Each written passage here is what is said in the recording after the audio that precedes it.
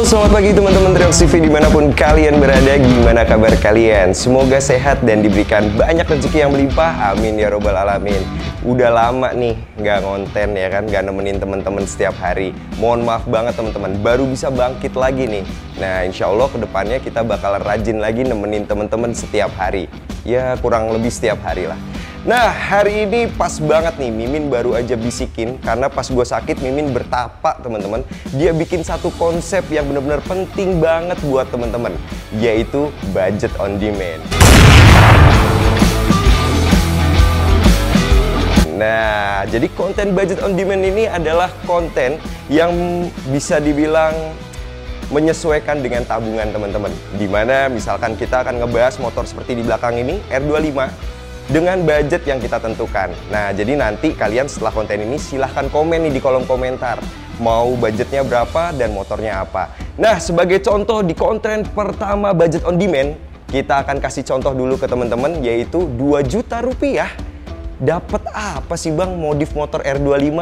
Nah, pasti kalian penasaran. Dan apa sih yang apa sih yang Triox TV utamain dengan budget 2 juta rupiah? Nah, pasti menarik banget nih buat teman-teman. So, nggak usah lama-lama, langsung let's to the go!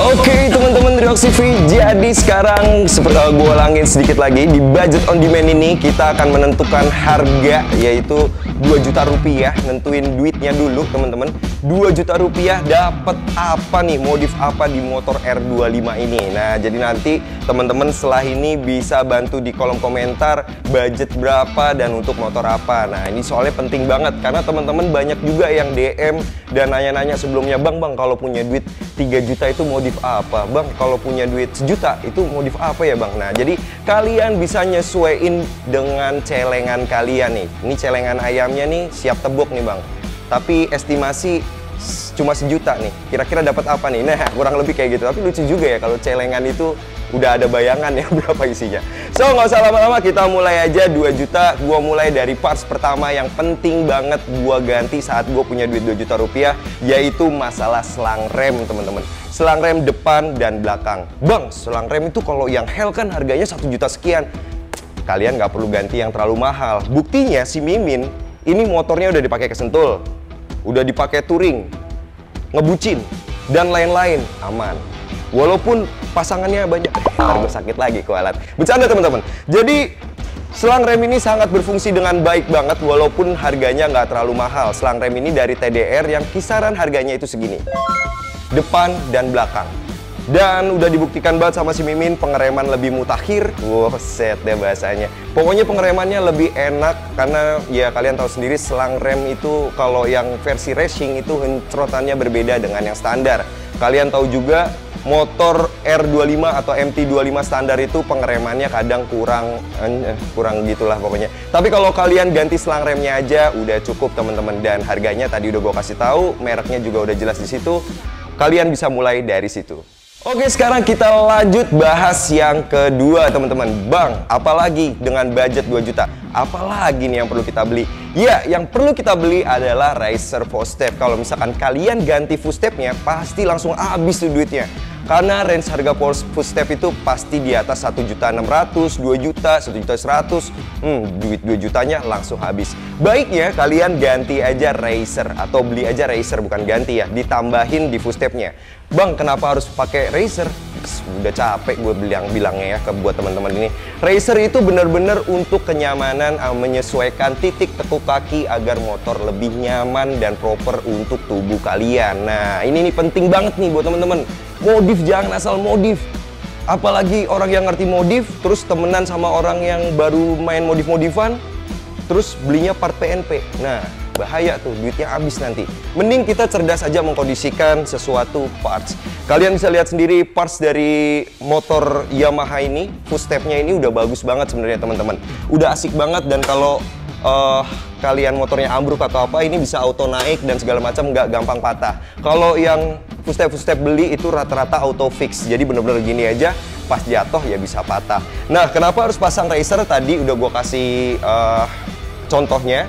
Jadi untuk menentukan titik tekuk kaki agar kalian bisa nyaman saat berkendara. Jadi disesuaikan kebutuhan kalian. Karena kan ada juga yang kakinya pengennya agak landai atau kakinya pengen tinggi. Dan racer footstep ini juga memiliki opsi. Jadi bolongannya itu kan banyak. Jadi kalian bisa nentuin aja nih mau posisinya kayak gimana. Dengan harganya itu segini. Kalian bisa beli yang udah bermerek atau ada mereknya, atau beli yang custom. Jadi sesuai dengan kebutuhan kalian aja dan sesuai dengan budget kalian aja. Nah, itu salah satu parts penting buat gue. Kalau gue punya duit 2 juta yang akan gue beli, karena kenyamanan itu nomor 1 daripada kegantengan. Ya, ganteng penting juga sih, tapi bagi gue ini juga ganteng kok, nggak perlu neko-neko.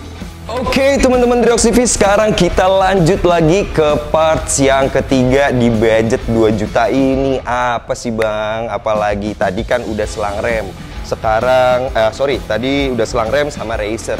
Sekarang kita tambahin satu lagi nih, yaitu masalah gas spontan. Bang, emang kenapa harus pakai gas spontan bang? Nah, seperti yang kalian tahu, akselerasi itu penting banget buat kita. Apalagi kalian tahu sendiri jalanan di Jakarta ini perlu banget motor yang stop and go-nya itu enak. Karena kalau motor yang lemot agak sedikit berabe banget teman-teman. Apalagi motor yang modelnya motor sport kayak si R25 ini. Penting banget. Bang, perasaan harganya mahal deh. Nggak gitu juga teman-teman, kan banyak varian merek yang nggak begitu mahal harganya. Seperti yang dipakai si Mimin ini dari KTC, harganya itu segini. Ini juga udah dibuktikan sama si Mimin, mulai dari ya kayak tadi ke Sentul, terus touring, ngebucin dan lain-lain. Ya pokoknya melakukan aktivitas hariannya dia, dan sampai menit detik ini masih awet dan kokoh. Materialnya juga kuat, bukan dari plastik. Kalau dari plastik kocak juga sih. Ini kayak dari semacam besi-besi gitu, tapi bukan besi. Ya kalian nanti bisa lihat sendiri di video ini. Materialnya kuat banget, kokoh, dan awet banget teman-teman. Itu adalah parts ketiga seandainya gue punya duit 2 juta. Oke, sekarang kita lanjut lagi. Bang, 2 juta masih dapat banyak. Nah, jadi kalian jangan pernah berpikir bahwasannya modifikasi itu perlu banyak uang. Enggak juga teman-teman, jadi bisa kita kondisikan secerdas mungkin dengan pilihan parts yang benar-benar sudah berpengalaman. Jadi kalau misalkan kalian punya temen nih, kalian beli parts ini, ya payah lu belinya KTC, pakai gua dong, belinya Domino dan segala macam. Enggak gitu teman-teman konsepnya.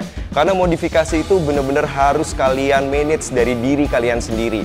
Dan tentunya kalianlah yang nikmatin, bukan orang tersebut atau orang lain atau congorna tetangga. Bukan teman-teman, itu nggak lazim, nggak usah didengerin. Kalian bener-bener nyaman aja sama diri kalian. Kalau kalian mampunya beli yang KTC, kenapa harus beli Domino, ya kan? Maksain banget, nggak usah maksain. Apalagi kalau beli part sampai kredit-kredit pakai kartu kredit, itu nggak lazim teman-teman. Jangan. Iya kurang lebih kayak gitu. Lanjut bang, part ban. Oke, kita lanjut lagi teman-teman, yaitu parts keempat, penunjang kenyamanan shock breaker belakang teman-teman. Wah, shock breaker belakang emang dapat bang. Budget abang cuma 2 juta loh. Tadi udah beli 3 parts. Masih dapat dong, karena shock breaker belakang ini harganya ini.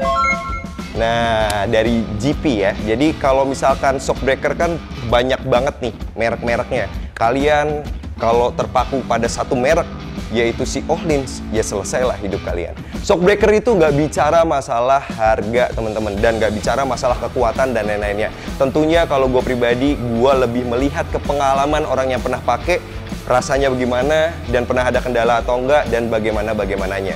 Gue nggak peduli banget sama parts ini yang harganya 10 juta, terus parts yang harganya mungkin 20 juta, Tapi kalau dipakai rasanya nggak enak, buat apa? Terus pengalaman yang pakai juga ribet, perlu setting ini, setting itu, setting ini, setting itu, buat apa? Lebih baik gue dengar cerita orang yang beli parts biasa-biasa aja tapi awet dan bener nyaman dipakai. Dan untuk shock breaker ini, ya balik lagi gue udah bilang kayak pertama tadi, Mimin udah ngebucin, itu yang paling penting ngebucin.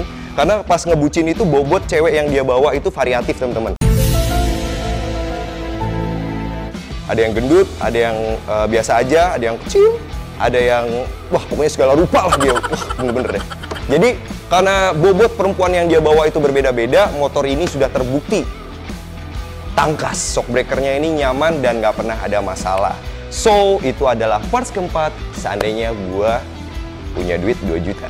Oke teman-teman Reaksi V, sekarang kita lanjut lagi ke parts keempat, tapi ini gue tambahin langsung ke kelima. Nah, apa tuh bang? Ini penunjang ketampanan teman-teman. Dimana motor sport kayak gini tuh perlu banget agak sedikit terlihat ganteng. Kalau nggak ganteng kayak begini, kayaknya kurang teman-teman. Gantengnya itu dari mana? Nah, dari sisi belakang, motor sport itu rata-rata kalau beli dari dealer itu gondrong teman-teman, alias ngejorok begini nih spakbor belakangnya. Dan itu yang agak sedikit bikin gelai. Nah, walaupun kalau di luar negeri kadang-kadang orang tetap pakai aja walaupun gelai-gelai ya kan. Yang penting kan mereka asik ya kan, karena memang peraturan di sana itu ya mungkin diperbolehkan seperti itu, atau nggak ada yang jual stop lamp, atau ya gue nggak tahu juga. Nah tapi di Indonesia, negara tercinta kita, motor sport wajib dibikin keren kayak gini di bagian belakang. Apa tuh bang yang diganti dengan budget 2 juta sisa-sisaan tadi bang? Ya, yang pertama akan gue ganti adalah stop lamp belakangnya dulu.